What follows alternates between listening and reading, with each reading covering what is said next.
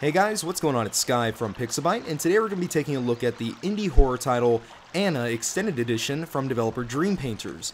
It is available on Steam for $9.99, and it is a very interesting take on the indie horror genre.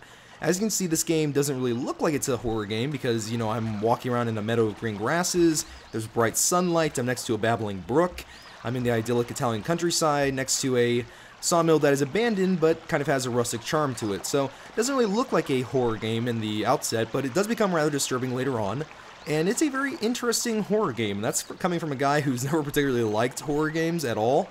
And so it's a very interesting game, and the additions that the Extended Edition offers tie in with the story a lot. There's a new character you'll meet. There are 6 new endings. The original ending, or the original game only had 2 endings. Now this game has 8 endings with the Extended Edition.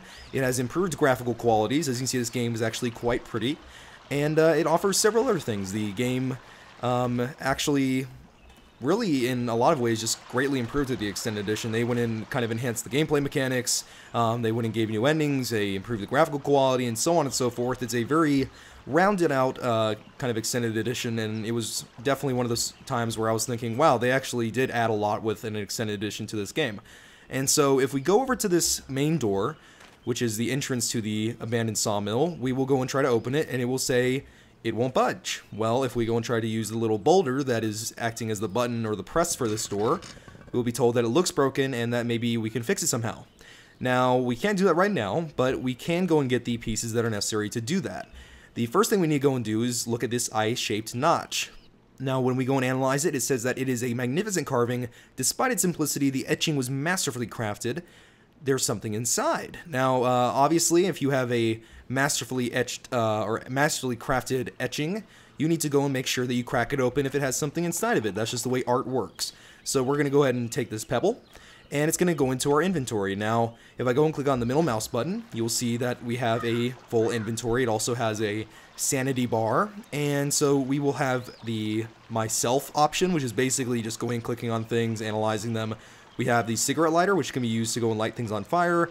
We have the folding hunting knife, which will allow us to cut some things. We have a canteen, a notebook that has comments from the player character. And you go back into the inventory. And we also have a mobile phone, which doesn't have any reception, no signal, perhaps for the best since I'm in no mood to speak with anyone. And the other thing we have are documents, which we don't have any documents yet. You will go and get those later on. And we also have a pebble, which we just picked up. And so we're going to go ahead and scroll to that pebble. You can go and scroll through your items just by using the mouse wheel. And we're going to go and use it on that eye-shaped notch. Now, this is where this game is somewhat like Amnesia, where basically you are having to use things on your environment to go and solve puzzles. It's in many ways a puzzle game. And if we go and try to get the gear piece, we will find that we cannot reach it.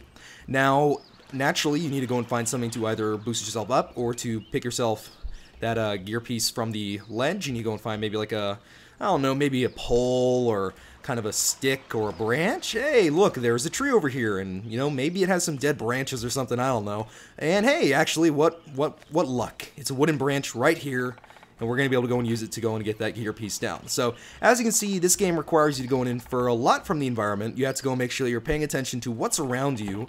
And, it might just be something subtle, like maybe there's a fire or something you need to put out, which it's not like right front and center. The game doesn't tell you to put out the fire, but you can go and infer just based around your surroundings what you're supposed to do. And so it's a little bit of hunting and searching. It's a little bit of, just kind of inferring things from your environment. And that makes the game kind of challenging in a neat little way where you, in many ways, can just go and overthink everything, but it's a very fun game, and that's just one of the interesting mechanics, is just going and searching for things, trying to go and infer from your environment.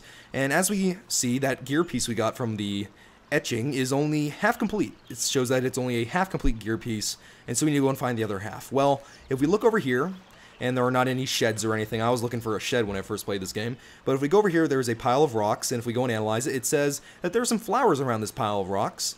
Someone must have stacked them like that on purpose. I wonder what that could be about. Is there someone here that's brought us here in this trance? Who knows? We'll figure out later in the game. But if we go and move this flat pebble, we'll go and find that there is a dirty object underneath it. Now, as I just went and showed, you can go and pick up items, and you can go and use these items to go and, finish puzzles, or, just pick and find things, just as I did, but you can actually go and use the ability to go and pick up things to complete physics puzzles later on, which is very interesting. The game does have some physics puzzles. If you've ever played kind of like Half-Life 2, you'll know what I'm talking about. very subtle things, but, you know, there are still puzzles nonetheless. And if we go and take that dirty object we had, and sorry if the frame rate's a little choppy, this game's beauty is kind of making my computer sink a little bit. But if we go and clean it off, we will be shown that it was actually the other half of our gear piece. So we're going to go ahead and take this and we're going to combine it with the other gear piece. Now that is a big part of this game. Throughout this entire game, you're going to be finding things that you need to go and combine. Maybe it'll be a gear piece, maybe it'll be, you know, you'll need to go and complete a knife, you'll need to go and complete something else, who knows. It's just, there's a lot of things you have to go and, you know, combine to make better items, and that's always really fun, seeing what you can combine, what you can go and mix together.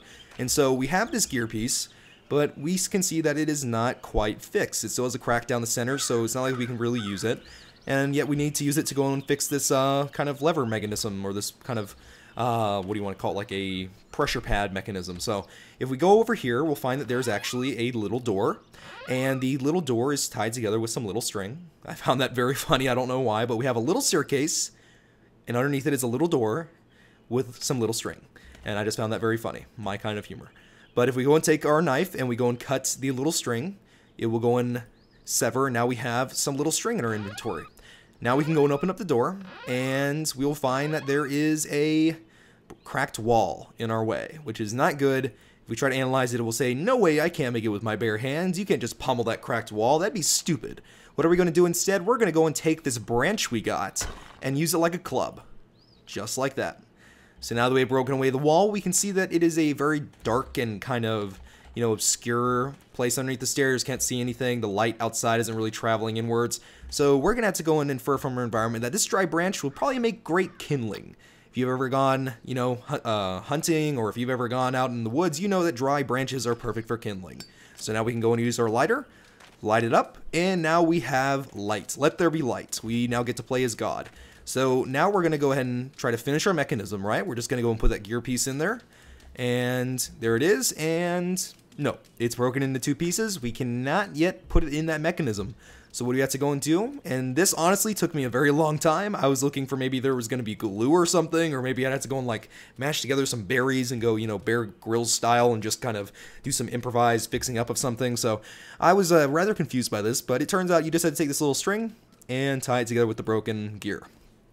Really that simple. I don't know if it'd work in real life. I do not advise you to go and tie together gears if they happen to break on you, but hey, go ahead and do it if it works for you.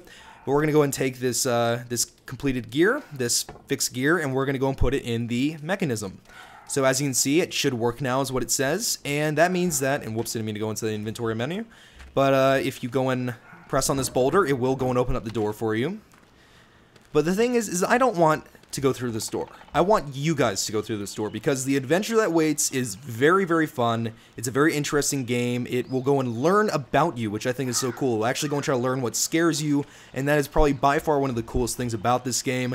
It's a game that actually tries to learn what scares you. If you don't react to one thing, it'll go and try to make you react to something else. And so it actually takes the time to go and learn about the player, try to figure out what scares them to offer the best possible experience. It's not a perfect game by any means. This is the first title from Dream Painters. I would have to say that the biggest detriment is the fact that the options, which I'll go ahead and show the options right now, are kind of lacking, which to some PC players might be a big detriment. To me, it's not really all that, you know, major. The game looks nice. It controls well. You can go and, you know, adjust your keys and everything through the input menu, but if you were looking for maybe some more options, then this game might not be for you. But in all honesty, I don't think anybody goes into a game like Amnesia or this game going and saying, man, I can't wait to customize my experience. And so that's not really too big a detriment, but the game is beautiful. It has some great music. It's a very fun game. It's honestly probably one of the best first attempts I've ever seen an indie developer go through. And I'm honestly very impressed. I think it's fun. And as I said before, this game is only $9.99 on Steam. It's totally worth it. The extended edition offers so much. It actually goes and really enhances the experience. It's one of the few extended editions where I look at it and say, wow, they actually tried to go and increase the experience. They tried to go and make it so that this game actually is an extended edition.